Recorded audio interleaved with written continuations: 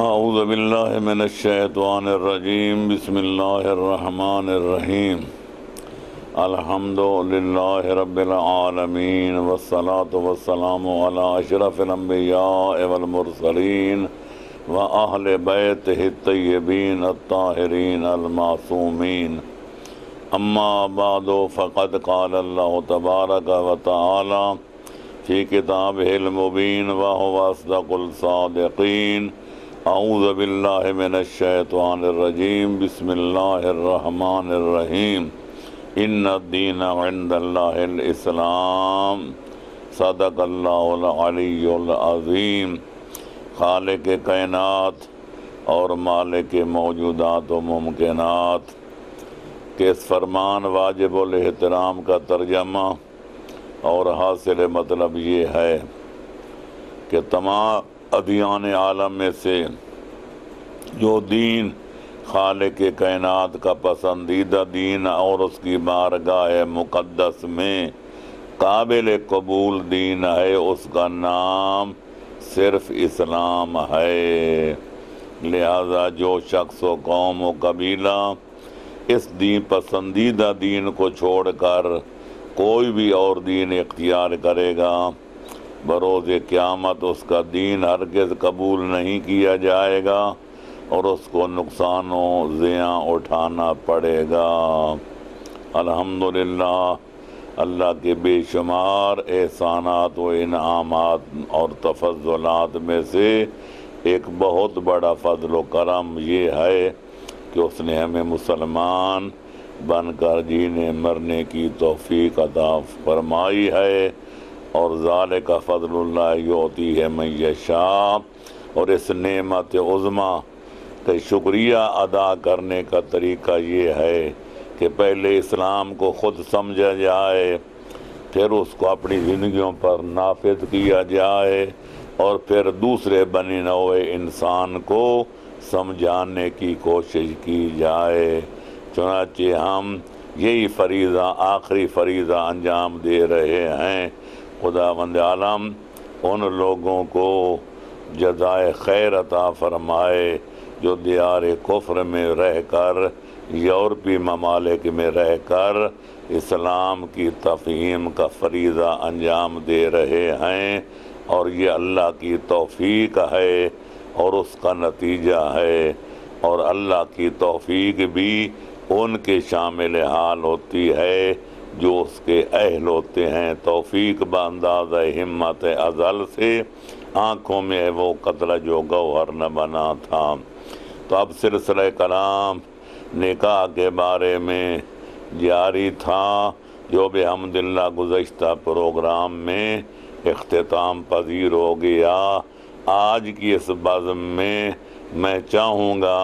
کہ اسلامی طلاق کے بارے میں کوئی ضروری گفتگو کر دی جائے،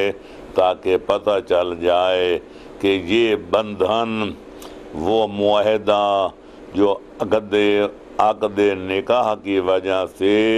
میاں بیوی میں ہو جاتا ہے، جس کے تحت میاں کے بھی کوئی فرائض ہوتے ہیں، کوئی بیوی کے فرائض ہوتے ہیں، اگر دونوں میں ہم آہنگی پیدا ہو جائے، دونوں کے مزاجوں میں یکسانیت آ جائے، تو وہ گھر جنت نظیر بن جاتا ہے۔ اور اگر خدا نخواستہ ہم آہنگی کی بجائے باہمی تنافر پیدا ہو جائے، ایک دوسرے سے نفرت پیدا ہو جائے، ان کے مزاجوں میں اختلاف پایا جائے، طبیعتوں میں تضاد پایا جائے، یا کردار میں بعد المشرقین پایا جائے، بیوی بدخلق ہو یا بد کردار ہو یا بد چلن ہو، یا شوہر ایسا ہو اور بیوی پارسا ہو، الغرض کسی وجہ سے بھی جب نباہ نہ ہو سکے، اتفاق نہ ہو سکے، اور گھر جہنم کا نمونہ بن جائے، تو شریعت محمدیہ اسلامیہ نے ایک طلاق کو جاری کر کے دونوں میاں بیوی کو اختیار دیا ہے کہ آپس میں علیحدگی اختیار کر لیں تاکہ شوہر اپنا گھر آباد کر سکے، عقد ثانی کر سے، اور عورت بھی اگر چاہے تو اپنا گھر بسا سکے عقد و ازدواج ثانی کر کے، بخلاف دوسرے ملل و مذاہب کے کہ جہاں تک یہودیوں کا تعلق ہے ان کے ہاں یہ جو ہے طلاق اتنی معمولی چیز سمجھی جاتی ہے کہ معمولی چیزوں کی وجہ سے اگر تھوڑا سا اختلاف پیدا ہو جائے، شوہر کو اختیار دیا گیا کہ وہ جب چاہے حبال عقد کو توڑ کے عورت کو گھر سے نکال کے اس کو فارغ کر دے اور طلاق ہو جائے گی۔ لہذا روٹی وقت پہ نہیں پکی تو بھی طلاق، اگر بسترے کا انتظام نہیں ہوا بچھانے کا تو پھر طلاق، اگر کوئی خدمت میں کمی بیشی ہو گئی تو پھر طلاق۔ لہذا ادھر افراط ہے، اور نصرانیوں کے مذہب میں اتنا تفریط ہے کہ جب تک عورت زنا جیسے گناہمنے جرم کا ارتکاب نہ کرے اس وقت تک شوہر اس کو طلاق نہیں دیتا۔ لہذا اگر عورت عدالت میں بھی چلی جائے تو یہ عورت کو پھر ثابت کرنا پڑتا ہے اور اقرار کرنا پڑتا ہے کہ اس نے شوہر کی امانت میں خیانت کی ہے اور اس نے زنا جیسے جرم شرعی کا ارتکاب کیا ہے۔ جب تک شوہر ثابت نہ کر دے کہ عورت زانیہ ہے، یا جب تک عورت خود اقرار نہ کر لے کہ وہ زناکار ہے، اس وقت تک اس کی گلو خلاصی نہیں ہو سکتی۔ اور جہاں تک ہندوازم کا تعلق ہے وہاں طلاق کا کوئی تصور ہی نہیں ہے، بلکہ ان کے مذہب میں تو یہاں تک موجود ہے کہ اگر خامد عورت کی زندگی میں مر جائے تو پھر عورت کو ستی کر دیا جاتا ہے، زندہ شوہر کے چتے کے ساتھ اس کو جلا دیا جاتا ہے، اس کو بھسم کر دیا جاتا ہے تاکہ ثابت ہو کہ عورت اپنے شوہر کی وفادار تھی۔ اور جہاں تک جاہلیت کے دور کا تعلق ہے تو ظاہر ہے کہ ان کے ہاں بھی طلاق کا کوئی تصور نہیں تھا۔ اگر میاں بیوی میں کبھی انبن ہو جاتی تھی تو شوہر کو حق تھا کہ دوسری شادی کر لے، لیکن پہلی اس کو ساتھ اس کے تعلقات بھی ختم ہو جاتے، دید و شنید بھی ختم ہو جاتی، لیکن گھر سے شوہر کے گھر سے باہر نکلنے کی اس کو اجازت نہیں ہوتی تھی۔ تو گویا کل تک جو ربۃ البیت تھی، گھر کی مالکہ تھی، اب وہ نوکرانی سمجھی جاتی تھی۔ بوکھر بہاری دینا، جھاڑو دینا، گھر کی صفائی کرنا اور دوسرے کاروبار کرنا یا روٹی پکانا وغیرہ وغیرہ یہ اس کی ڈیوٹی ہوتی تھی، اور دوسری جو آتی تھی وہ ملکہ بن کے رہتی تھی۔ تو ظاہر ہے ان تمام ادیان عالم میں یہ افراط ہے، یہ تفریط ہے، لیکن اسلام یہ خالق فطرت کا بنایا ہوا دین فطرت ہے، اس میں اعتدال پایا جاتا ہے۔ محض سے لے کر اللہ تک پورے زندگی کے ہر شعبے میں اعتدال کا نام اسلام ہے۔ جب افراط ہو جائے تو وہ بھی خلاف اسلام، اور تفریط ہو جائے تو وہ بھی خلاف اسلام۔ لہذا اسلام نے یہ بے شک کہا ہے کہ یہ ایسا بندھن ہے عقد و نکاح کا کہ اگر جب میاں بیوی اس بندھن میں بندھ جائیں، جب یہ معاہدہ ہو جائے تو تاب امکان اس کو نبھانا چاہیے، اس کو توڑنا نہیں چاہیے۔ بات پر غصہ آ جائے اور آدمی چاہے طلاق دے کر عورت کو گھر سے نکال دے تو یہ شریعت اس کی اجازت نہیں دیتی، اس لیے اس کو کہا گیا ابغض الحلال عند اللہ، یہ ہے تو حلال لیکن خالق کائنات کو سب سے زیادہ ابغض ہے، ناپسندیدہ ہے، اور اللہ کو یہ طلاق دینا پسند نہیں ہے۔ یہی وجہ ہے کہ طلاق میں اسلام نے اتنی کڑی شرطیں رکھی ہیں، اگر ان کو دیکھا جائے تو معلوم ہوتا ہے اسلام کا مزاج یہ ہے کہ جب ایک دفعہ میاں بیوی میں عقد و ازدواج کا رشتہ قائم ہو جائے تو تا زندگی اس کو نبھانا چاہیے۔ چنانچہ قرآن گواہ ہے کہ جب میاں بیوی میں اختلافات پیدا ہونے لگ جائیں تو پھر ان دونوں کا فرض ہے کہ جلد بازی میں کوئی قدم نہ اٹھائیں، بلکہ افہام کر کے، تفہیم کر کے اپنی غلط فہمیوں کا ازالہ کریں اور اپنے حالات کو ٹھیک کریں تاکہ جدائی سے محفوظ ہو جائیں، خانہ بربادی سے بچ جائیں۔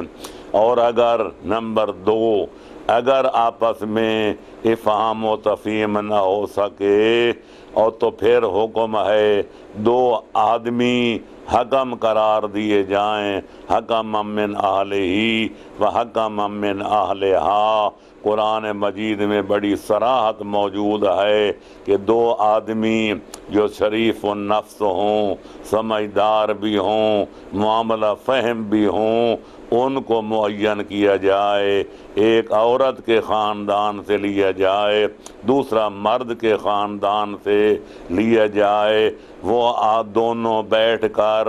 سر جوڑ کر حالات کا جائزہ لیں کہ زیادتی کس کی طرف سے ہے۔ شوہر کے خاندان کا آدمی شوہر کے حالات کا جائزہ لے، اور جو بیوی کے خاندان سے تعلق رکھتا ہے وہ بیوی کے حالات و قوائف کا جائزہ لے، اور پھر پوری دیانتداری کے ساتھ جس فریق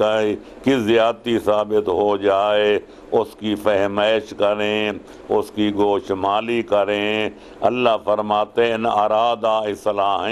یوفق اللہ بینہما، اگر دونوں کا ارادہ ہوا کہ صلح و صفائی ہو جائے تو میں خالق اکبر کی توفیق بھی شامل حال ہوگی اور حالات صحیح ہو جائیں گے۔ تیسرا طریقہ تیسری بات جس سے پتہ چلتا ہے کہ خالق کائنات کو طلاق پسند نہیں ہے، وہ یہ ہے کہ اگر طلاق دی جائے تو طلاق کو رجعی قرار دیا گیا، یعنی 2-3 طہروں تک شوہر اور میاں بیوی اگر ان کی اصلاح ہو جائے تو پھر وہ شوہر کو حق دیا گیا کہ وہ رجوع کر سکتا ہے، طلاق کے الفاظ جو جاری کیے تھے ان کو واپس لے سکتا ہے اور زن و شوہر کے تعلق کو پھر بحال کر سکتا ہے۔ اور علاوہ بریم عدت جو ہے وہ 3 طہر عورت کو حکم دیا گیا کہ شوہر کے گھر میں گزارے، تاکہ 1.5-2 ماہ جب شوہر کے گھر میں رہے گی تو ہو سکتا ہے کہ ان کی شکایات کا ازالہ ہو جائے اور مفاہمت کی کوئی راہ نکل آئے۔ الغرض اس لحاظ سے دیکھا جائے تو پھر شریعت نے یہ بھی قرار دیا کہ ایام حیض میں طلاق اور ایام نفاس میں طلاق نہ دی جائے، اور پھر یہ بھی شرط لگائی کہ جس طہر میں میاں بیوی اکٹھے ہوئے ہوں، شوہر نے مباشرت کی ہو، اس طہر میں بھی طلاق نہ دی جائے۔ پھر یہ بھی قید لگائی کہ جبر و اکراہ کے ساتھ نہ دی جائے، یہ بھی قید لگائی کہ بقائمی ہوش و حواس دی جائے، یہ بھی قید لگائی کہ نشے کی حالت میں طلاق نہ دی جائے، پھر یہ قید لگائی کہ 2 عادل گواہوں کے سامنے طلاق کا صیغہ جاری کیا جائے، پھر یہ بھی شرط لگائی کہ صیغہ طلاق عربی زبان میں جاری کیا جائے۔ ان سے پتہ چلتا ہے کہ طلاق کوئی کچا دھاگا نہیں ہے جو بات بات پر غصے میں دی جائے تو بھی طلاق ہو جائے، جبر کر کے کوئی دلوائے تو طلاق ہو جائے، حالت نشہ میں مخموری میں جب اس کے حواس قائم نہ ہوں طلاق دے تو طلاق کو نافذ قرار دیا جائے۔ ایسا نہیں ہے۔ یہ طلاق کے شرائط بتاتے ہیں کہ خالق اکبر کو طلاق دینا پسند نہیں ہے، لیکن اس کو مقرر اس لیے کیا گیا کہ تاکہ دونوں کی زندگی اجیرن نہ بن جائے، ان کی زندگی دوزخ نہ بن جائے، ان کی زندگی ان کے لیے وبال جان نہ بن جائے۔ تو پتہ چلا کہ اسلامی طلاق خالق اکبر کا احسان ہے اپنے بندوں پر کہ جب نباہ نہ ہو سکے ساری کوششیں، ساری کاوشیں رائگان ہو جائیں اور اس کے بغیر کوئی چارہ کار باقی نہ رہ جائے تو پھر شوہر کو چاہیے کہ طلاق کا صیغہ جاری کر کے عورت کو فارغ کر دے تاکہ روزانہ کے جلنے سے اور کڑنے سے اور اس عذاب سے دونوں کو چھٹکارا مل جائے اور اپنے اپنے گھروں کو دوبارہ آباد اور شاداب کر سکیں۔ تو پتہ چلا کہ طلاق عذاب نہیں بلکہ خالق اکبر کا ایک احسان ہے اس کے بندوں پر،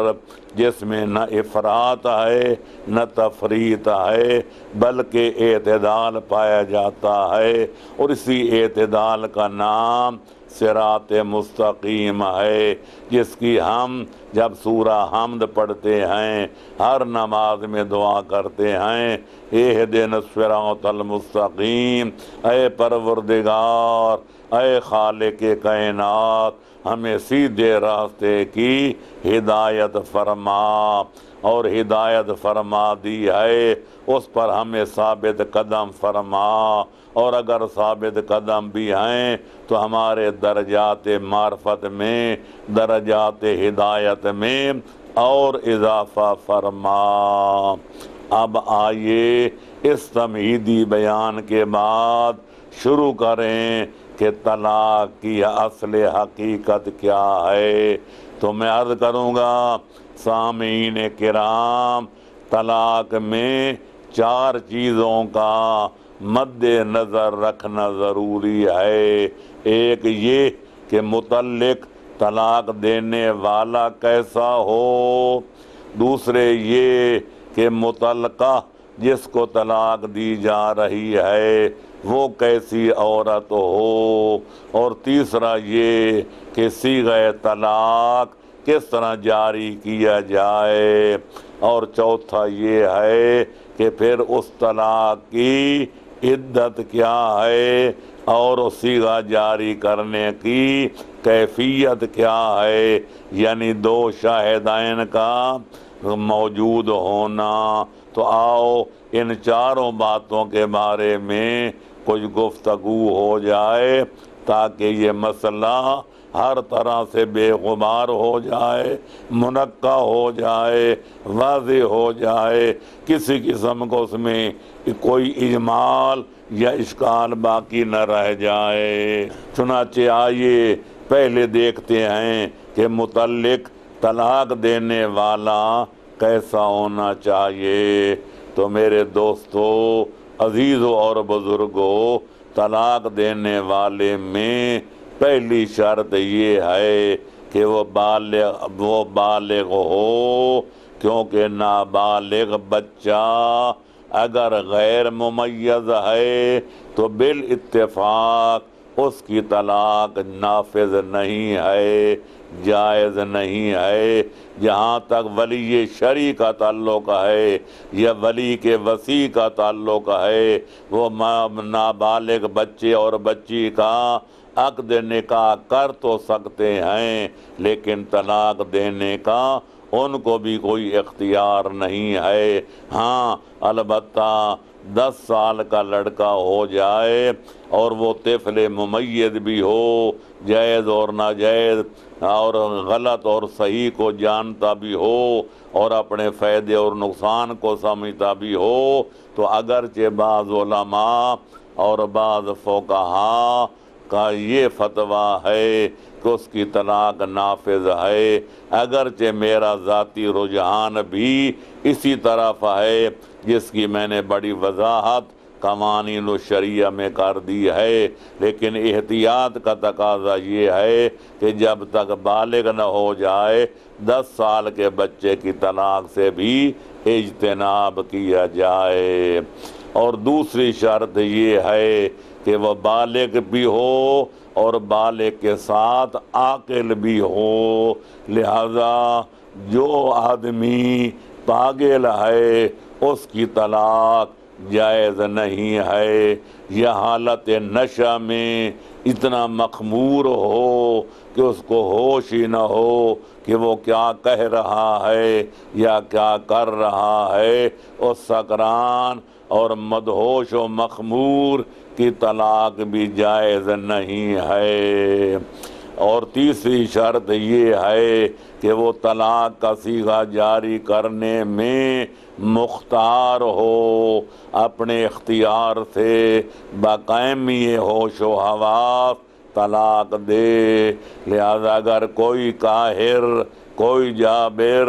کوئی بادشاہ، کوئی حاکم، کوئی سردار یا کوئی دشمن یہ نابکار اس کو مجبور کرے دھمکی دے کر کہ وہ طلاق دے ورنہ تجھے یہ کر دیا جائے گا، تجھے جان سے مار دیا جائے گا، یا ناقابل برداشت تجھے نقصان پہنچایا جائے گا، تو لہذا جب اس کا اختیار ختم ہو جائے تو جس طرح باقی مجبور اور مکرہ کے افعال بیکار ہوتے ہیں، نہ بیع صحیح ہوتی ہے، نہ شراء، نہ نقد ہوتا ہے صحیح، نہ کوئی اور معاملہ، تو اس کی طلاق بھی صحیح نہیں ہوگی۔ لہذا یہ شرط ہے کہ آدمی مختار ہو، اپنے عزم و ارادہ سے طلاق دے۔ جب کسی جابر کے جبر سے اس کا اختیار ختم ہو جائے اور وہ مکرہ و مجبور ہو جائے، اس کی دی ہوئی طلاق شرعاً نافذ نہیں ہوتی۔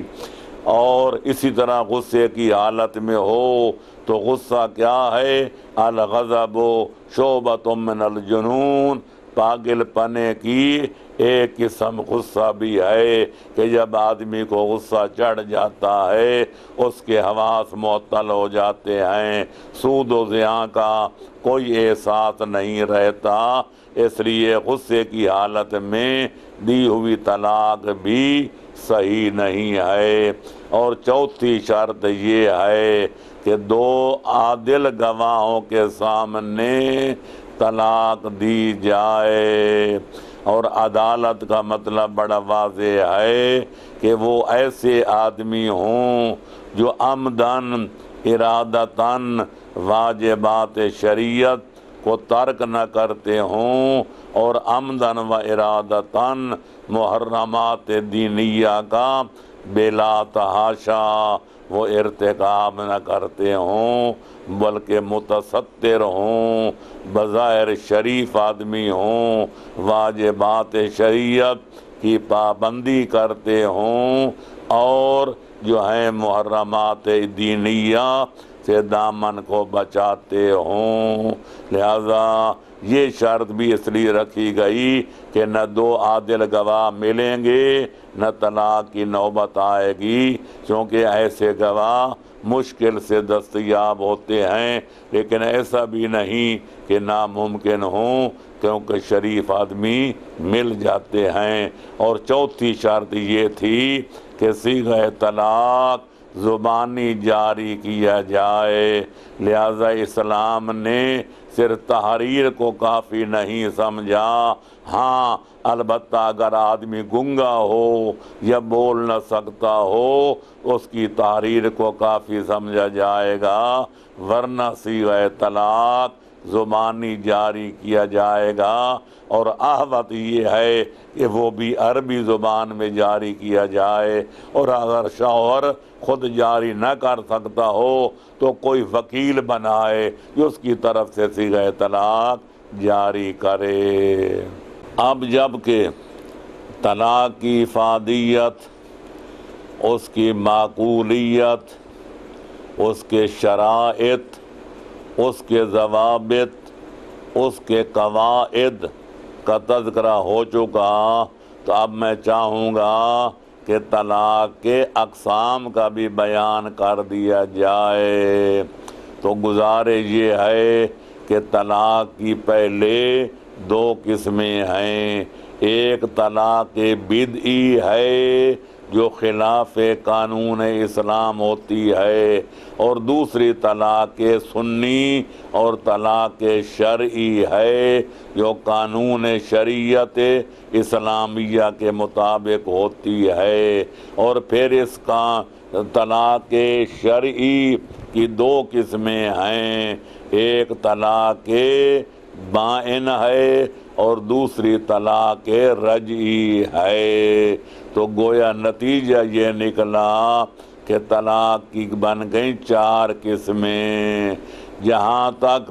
طلاق غیر شرعی اور طلاق بدعی کا تعلق ہے تو اس سے مراد وہ طلاق ہے جو قانون شریعت کے مطابق نہ دی جائے بلکہ غلط طریقے پہ دی جائے،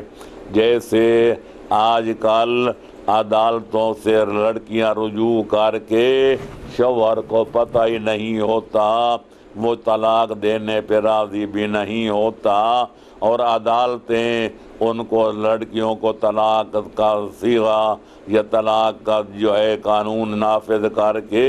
لڑکیوں کو فارغ کر دیتے ہیں، یا شوہر ایام حیض میں طلاق دے یا اس طہر میں طلاق دے جس میں مباشرت کر چکا ہو، یا حالت نشہ میں دے یا حالت غیظ و غضب میں دے یا جبر و اکراہ کی حالت میں دے، ان تمام باطل قسموں کو طلاق بدعی کہا جائے گا، یعنی یہ طلاق بدعت ہے، دین اسلام کے قانون کے مطابق نہیں ہے۔ اب رہ گئی یہ بات، یہ جو طلاق شرعی ہے وہ طلاق ہے جس کا میں ابھی تذکرہ کر چکا ہوں کہ اسلام نے میاں بیوی دونوں پر یہ خاص احسان کیا ہے کہ جب حالات بگڑ جائیں، حالات ناپسندیدہ ہو جائیں تو ناگزیر حالات میں میاں اور بیوی کا آپس میں سے جدا ہو جانا اور شوہر کا طلاق دینا یہ شرعاً جائز قرار دیا گیا۔ اس کو طلاق شرعی اور طلاق سنی کہا جاتا ہے، یعنی سنت رسول کے مطابق ہے اور قانون شریعت اسلامیہ کے موافق ہے۔ اب اس کی دو قسمیں ہیں، ایک طلاق بائن ہے اور دوسری طلاق رجعی ہے۔ طلاق بائن اس کو کہتے ہیں کہ جس میں طلاق کے بعد پھر شوہر رجوع نہیں کر سکتا، وہ طلاق بالکل واقع ہو جاتی ہے اور پھر شوہر کو دوبارہ رجوع کرنے کا اور اپنے الفاظ کو کالعدم قرار دے کر پھر اس کو بیوی بنانے کا اختیار ختم ہو جاتا ہے، اور وہ اس کی چند قسمیں ہیں۔ پہلی قسم یہ ہے کہ جو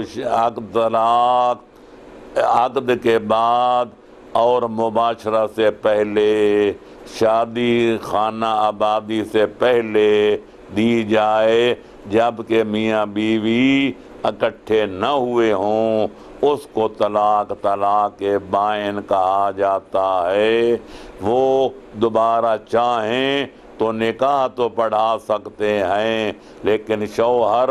کو یہ حق نہیں کہ اپنے الفاظ طلاق کو کالعدم قرار دے کر اس کو دوبارہ رجوع کر کے بیوی بنا سکے۔ اور دوسری قسم طلاق بائن کی وہ ہے کہ جب لڑکی صغیرۃ السن ہو، ابھی چھوٹی ہو، بالغ بھی نہ ہوئی ہو، اس کو اگر شوہر طلاق دے دے جس کے ساتھ اس کا عقد نکاح ہو چکا تھا، تو پھر وہ طلاق بھی طلاق بائن سمجھی جاتی ہے، پھر رجوع کرنے کی کوئی گنجائش نہیں ہوتی۔ اور تیسری قسم طلاق بائن کی وہ ہے کہ جب عورت یائسہ ہو چکی ہو، اس سن سال کو پہنچ چکی ہو کہ جب عورت کا حیض آنا فطرتاً بند ہو جائے، اور عام طور پر وہ 50 اور 60 سال کی عمر ہوتی ہے، جب ایسی عورت کو طلاق دی جائے تو یہ طلاق بھی بائن ہوتی ہے، شوہر کو پھر رجوع کرنے کا کوئی حق نہیں ہوتا۔ لہذا یائسہ کی طلاق وہ طلاق بائن ہے۔ اور چوتھی قسم یہ ہے کہ جب طلاق خلو لی جائے، اور طلاق خلو وہ ہوتی ہے کہ شوہر تو طلاق دینے پہ راضی نہیں ہوتا،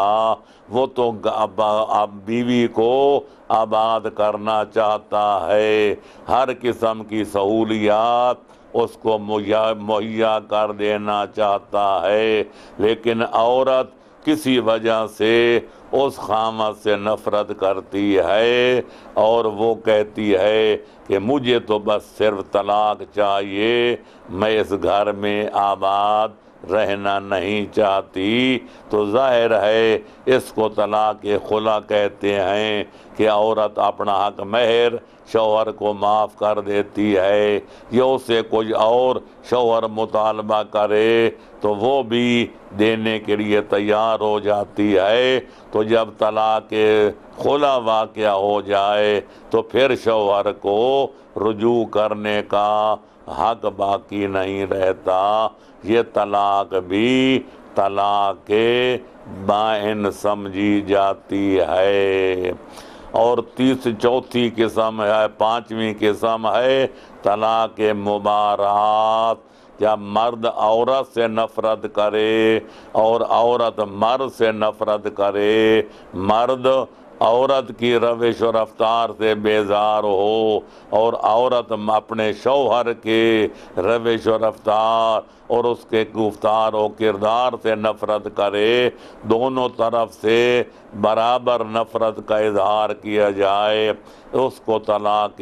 مبارات کہا جاتا ہے، یعنی دونوں ایک دوسرے سے بری اور بیزار ہوں۔ تو یہ چھٹی قسم جو ہے یا پانچویں، یہ بھی طلاق بائن سمجھی جاتی ہے، اور اس کو پھر شوہر کو رجوع کرنے کا کوئی اختیار نہیں ہوتا۔ تو ان 5 یا 6 قسموں کو چھوڑ کر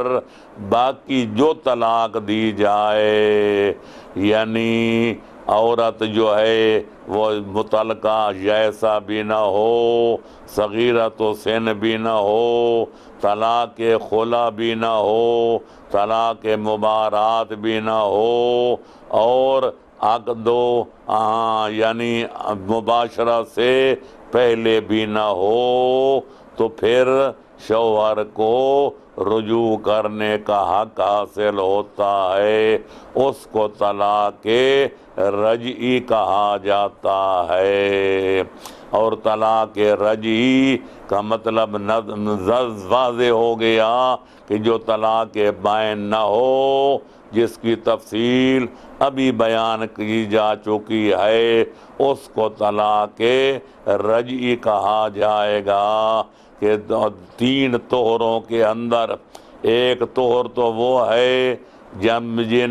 جس میں طلاق کا صیغہ جاری کیا جائے، پھر ایام آئیں گے جب ان سے غسل کرے گی، یہ دوسرا طور سمجھا جائے گا، پھر جب دوبارہ اس کو ایام حیض آئیں گے اور ان سے غسل کرے گی، یہ تیسرا طور سمجھا جائے گا، اور اس کے بعد عدت ختم ہو جاتی ہے۔ اس عدت کے اندر شوہر اگر پچھتا جائے، اپنے کیے پر نادم ہو جائے، پشیمان ہو جائے، اپنے الفاظ طلاق کو واپس لے لے، زبانی طور پر کہہ دے میں طلاق سے رجوع کرتا ہوں، یا عملی طور پر اس بھی متعلقہ کے ساتھ وہ سلوک کرے جو میاں اپنی بیوی سے کرتا ہے، یعنی مباشرت کرے یا اس کے ساتھ جو ہے مقاربت کرے یا بوس و کنار کرے، یہ سمجھا جائے گا کہ اس نے اپنی طلاق سے رجوع کر لیا ہے۔ اس کو طلاق رجعی کہتے ہیں، اور طلاق رجعی جو ہے وہ 3 دفعہ ہوتی ہے۔ خالق کائنات کا ارشاد ہے الطلاق مرتان فامساک بمعروف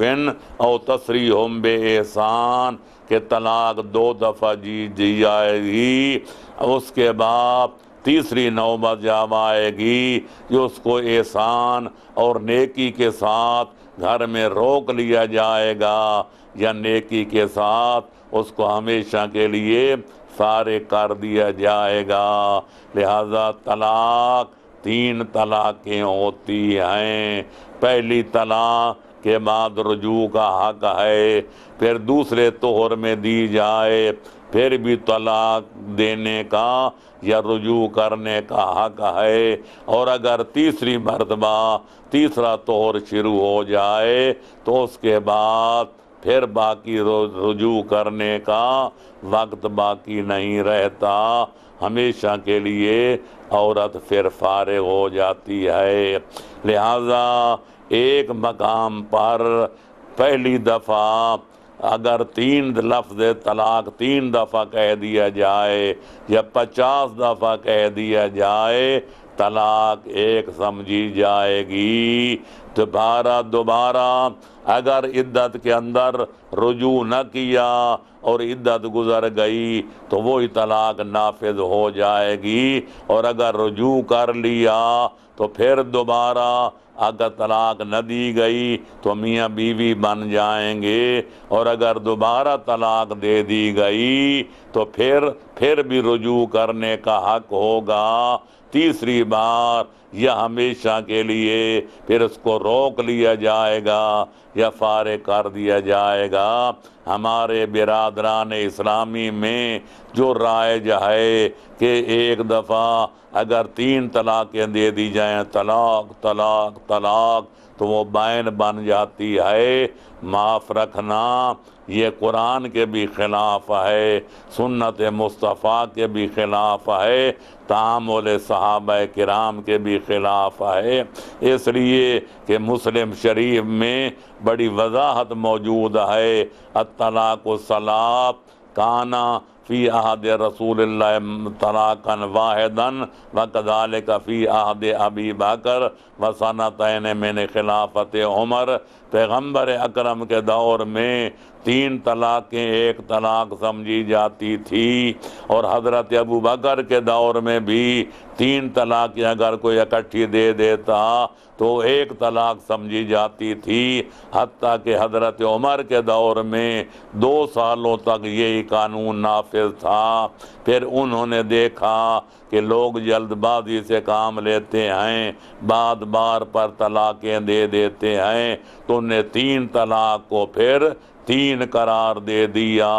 کہ 3 ماہ کے اندر کی بجائے اکٹھی اگر کوئی طلاق طلاق طلاق کہہ دے تو وہ طلاق بائن ہو جائے گی۔ تو ظاہر ہے قرآن مقدم ہے، پیغمبر اکرم کا فرمان مقدم ہے، پھر مسلمانوں کا عہد رسالت میں عمل مقدم ہے۔ اگر کوئی آدمی اپنی رائے سے اپنی مرضی سے شریعت اسلامیہ میں کوئی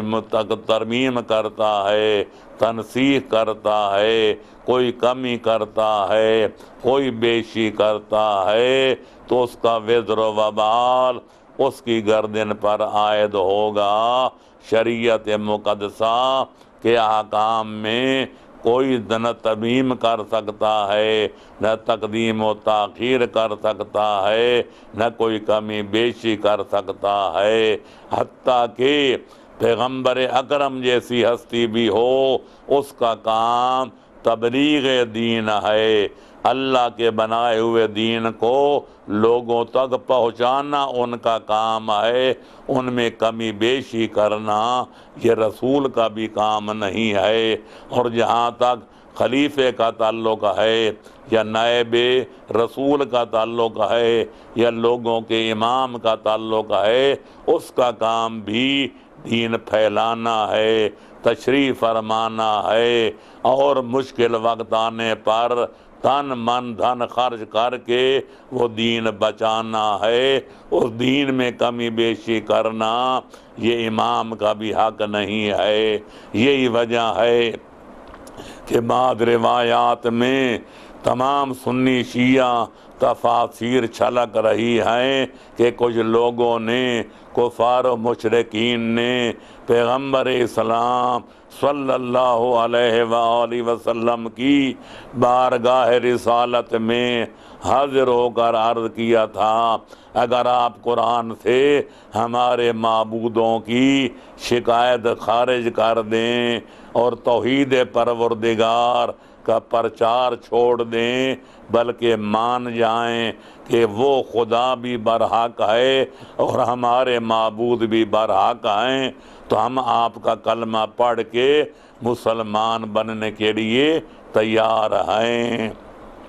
تو جب لوگوں نے یہ خرداشت پیش کی تو خالق اکبر نے پیغمبر اکرم کو حکم دیا کہ میرا حبیب ان لوگوں سے کہہ دو کہ ما لی ان ابدلہ من تلقاء نفسی، جو خالق کائنات نے دین بنا کر مجھ پر نازل کیا ہے، مجھے اپنی طرف سے اس میں تبدیلی کرنے کا کوئی اختیار نہیں ہے، نہ میں کمی کر سکتا ہوں نہ بیشی کر سکتا ہوں، بلکہ خالق کائنات کے اس فرمان کے مطابق ان علیک الا البلاغ، اے میرا حبیب دین بنانا میرا کام ہے، میرے بنائے ہوئے دین کو بے کم و کاف من و ان لوگوں تک پہنچانا تیرا کام ہے۔ اب رہ گئی یہ بات کوئی مانے یا نہ مانے، من شاء فلیؤمن ومن شاء فلیکفر، جس کا جی چاہے وہ ایمان لے آئے اور جس کا جی چاہے وہ کفر اختیار کرے، تیرا کام پہنچانا ہے، منوانا تیرا کام نہیں ہے۔ جب تو نے میرا بنایا ہوا دین لوگوں تک پہنچا دیا تو تیرا فرض ادا ہو گیا، لست علیہم بمسیطر، تو ان کا دروغہ نہیں ہے، لست علیہم بے وکیل، تو ان کا وکیل نہیں ہے، لست علیہم بے حفیظ، تو ان کا ناظر و نگران نہیں ہے۔ یعنی بر رسولاں بلاغ باشد و بس، نبیوں کا کام صرف اللہ کا پیغام بندوں تک پہنچانا فرض ہوتا ہے، منوانا ان کا کام نہیں۔ اس لیے خالق کائنات نے پیغمبر اکرم کو حکم دیا، میرا حبیب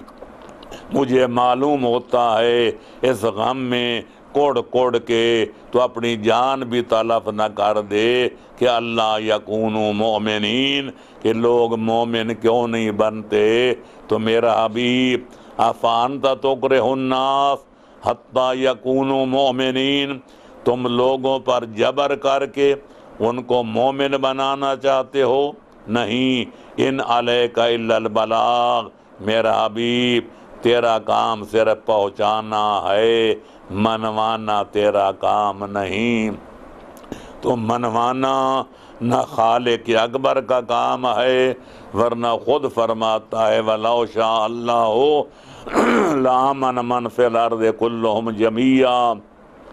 اگر میں مشیت قاہرہ سے زبردستی لوگوں کو مومن بنانا چاہتا تو ساری کائنات ایمان لے آتی، تمہیں ایک بھی بے ایمان آدمی نظر نہ آتا۔ تو پتہ چلا نہ خدا کا کام منوانا ہے اور نہ اللہ کا کام جبر کرنا ہے، نہ پیغمبر کا کام جبر و اکراہ کر کے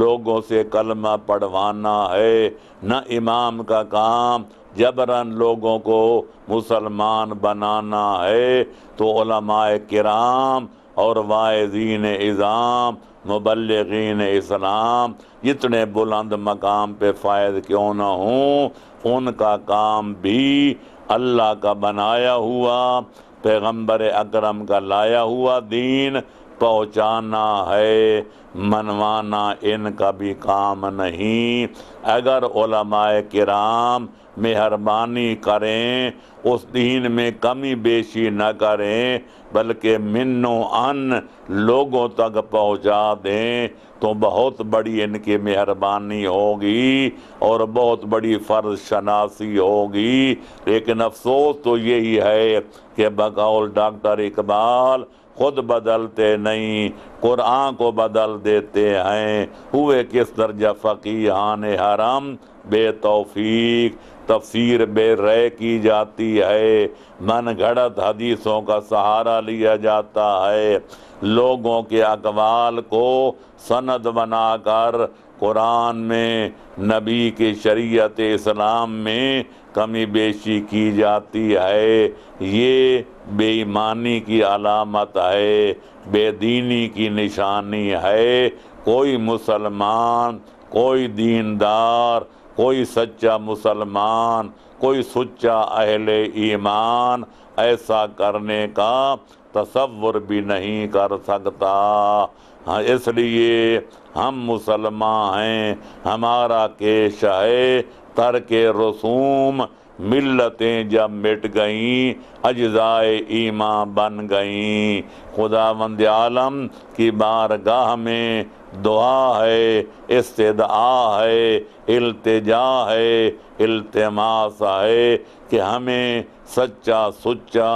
مسلمان بن کر جینے مرنے کی توفیق عطا فرمائے اور ہمارا خاتمہ دین اسلام پر فرمائے، ہمارا حشر نشر